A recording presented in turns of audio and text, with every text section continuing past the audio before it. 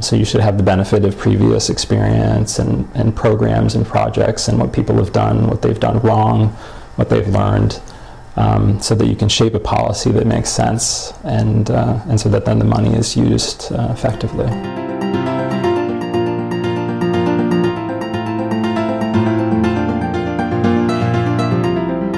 When the World Bank started looking at knowledge management and when the GDN was first launched was, the term that was coined by our then president, Jim Wolfensohn, was the knowledge bank.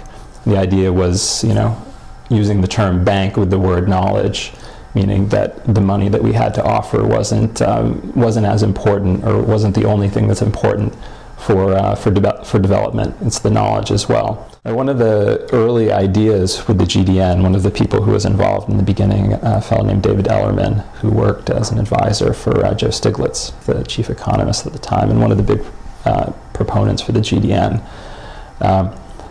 He wrote about this concept called nemawashi, which was a Japanese concept and a practice of essentially very carefully and painstakingly preparing the roots of a tree before you plant it in the ground.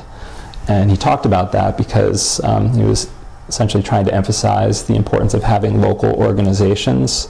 Otherwise, it's just like throwing trees at the ground and expecting them to start growing. GDN is essentially investing in the local research. It's facilitating it. It's bringing researchers together. It's identifying people who've been doing good work, who maybe haven't had access to debates with other researchers, who maybe even haven't had access to their own policymakers. So it sort of provides that link between the local researchers and the good work that's being done quietly and policymakers and the policy dialogue that takes place in the country that the World Bank and other sort of global organizations have no problem getting involved in, but local researchers, often do have a problem. In the developed countries, there's a lot more money available for research. So thinking about which foundation is going to provide you with funding, or which federal, national government research program is going to provide your funding, that really drives your decision to get involved in certain topics, and it also allows you to push particular issues as well, and foundations in particular like topics that are in the national debate. If you're in a developing country, you don't have access to those resources. So that the issue of funding that is plugged into national debate doesn't really exist.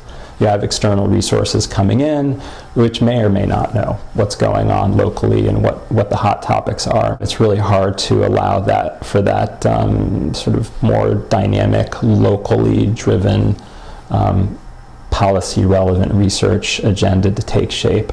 It's much easier for researchers to sort of sit back and see what the priorities of their international donors are and just to go with that.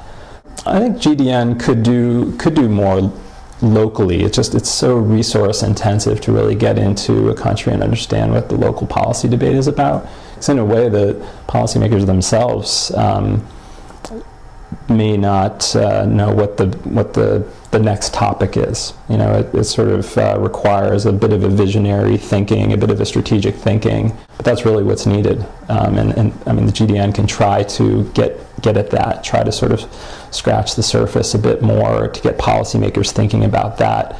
Then to have the policymakers essentially tell the researchers, okay, this is what you need to be thinking about, this is what you need to be looking at, and to come up with an approach where you're telling government, okay, this is what you can do differently.